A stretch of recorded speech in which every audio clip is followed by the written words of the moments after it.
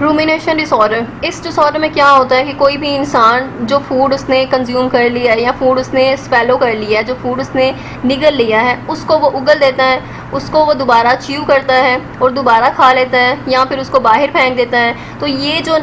उसके जो फूड होता है, यानी उसकी अभी वो खुराक की नाली में ही होता है, ठीक है, फूड पाइप में होता है, और फूड पाइप से ही वो फूड जो है वो दोबारा उगलता है, बाहर निकालता है उसको, रीच्यू करता है, उसको दोबारा चबाता है। तो ये जो बिहेवियर होता है ये इंटेंशनल नहीं होता, ये गैर इरादी तौर पर होता है और ये बार बार हो रहा होता है, रिपीटेडली हो रहा होता है, और ये नॉर्मल डाइजेशन से बिल्कुल मुख्तलिफ होता है, डिफरेंट है, और इसमें काफ़ी प्रॉब्लम्स हो सकती हैं, जैसे कि वेट लॉस है या डाइजेस्टिव इश्यूज़ हैं। सो इस तरह के जो लोग होते हैं जिनको ये डिसऑर्डर होता है, उनका ट्रीटमेंट बहुत ज़रूरी होता है, सो दैट कि उनको फर्दर जो डाइजेस्टिव इश्यूज़ हैं वो ना हो या वेट लॉस उनका ना हो। और इसमें हेल्थ केयर प्रोफेशनल्स जो हैं उनकी सपोर्ट बहुत ज़रूरी है, सो दैट वो उसको डायग्नोस कर सकें कि ये डिसऑर्डर जो है उसमें अगर DSM-5 क्राइटेरिया मीट कर रहा है, अगर फुलफिल हो रहा है, देन इसका फर्दर जो है वो ट्रीटमेंट किया जाता है, और इस ट्रीटमेंट में डिफरेंट इंटरवेंशंस यूज़ की जाती हैं और उनका बिहेवियर जो है ये वाला कंट्रोल किया जाता है, सो दैट वे नॉर्मल जो है वो ईटिंग पैटर्न की तरफ आ जाएँ